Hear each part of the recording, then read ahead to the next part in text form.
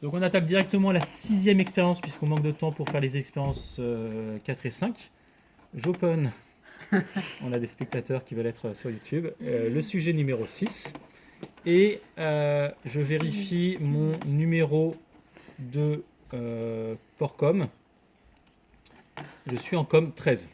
Donc là, normalement, j'ai complété pas mal de choses que vous aurez dû faire progressivement en expérience 4 et 5. Donc je vais aller un peu vite juste pour voir ce que ça donne. Est-ce que quelqu'un peut me transporter pendant ce temps-là une lampe parce que j'en aurais besoin. Je crois que le seul garçon de la classe avait besoin de courir. Donc là, je me mets encore en com 13. Merci beaucoup. Là, tout ça, il n'y a rien à modifier. Je vais juste modifier ce qu'il faut modifier. Là, il n'y a rien à modifier. Zut, pour brancher. On peut débrancher. Non, c'est l'ordinateur.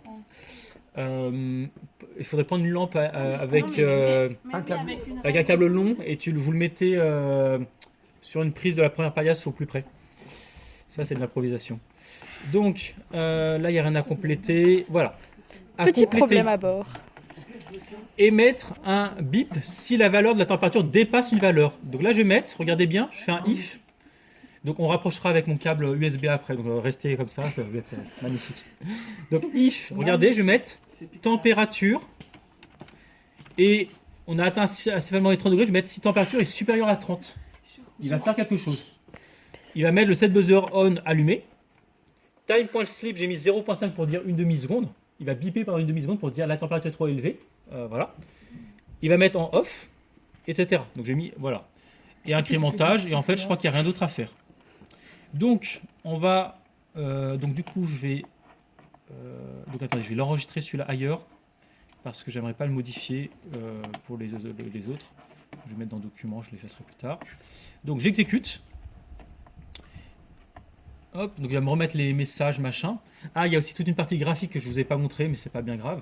Ce que je veux, c'est qu'il puisse biper quand il fait trop chaud, en fait.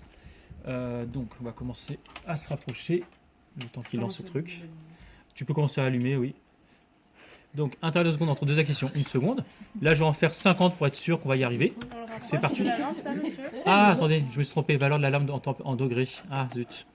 Donc, c'est qu'au lieu de mettre inférieur à 30, je voulais mettre une valeur, la choisir, l'alarme. Bon, c'est pas grave, ça va rien changer. Ça devrait quand même marcher. J'ai laissé 30, mais ça devrait quand même marcher. Donc, voilà. Rapprocher. Et donc, regardez ce qui va se passer quand il va atteindre 30 degrés. La ligne rouge, c'est la température. Regardez, ça augmente. La ligne bleue, c'est quand ça va biper. Et quand la valeur rouge va atteindre la ligne bleue, normalement, ça va faire bip bip. Donc attention. Voilà. Il va rebiper tant qu'il est au-dessus. Voilà, enlever maintenant. Donc là, il va continuer à biper parce qu'il est encore chaud. Là, c'est une alarme. C'est comme l'alarme incendie des Chartreux. Regardez, ça commence à décroître sur le graphe. Donc là, ça va biper jusqu'à qu'il refroidisse. Là, il me faudra un petit ventilateur pour refroidir. Sur ça, Sacha, souffle.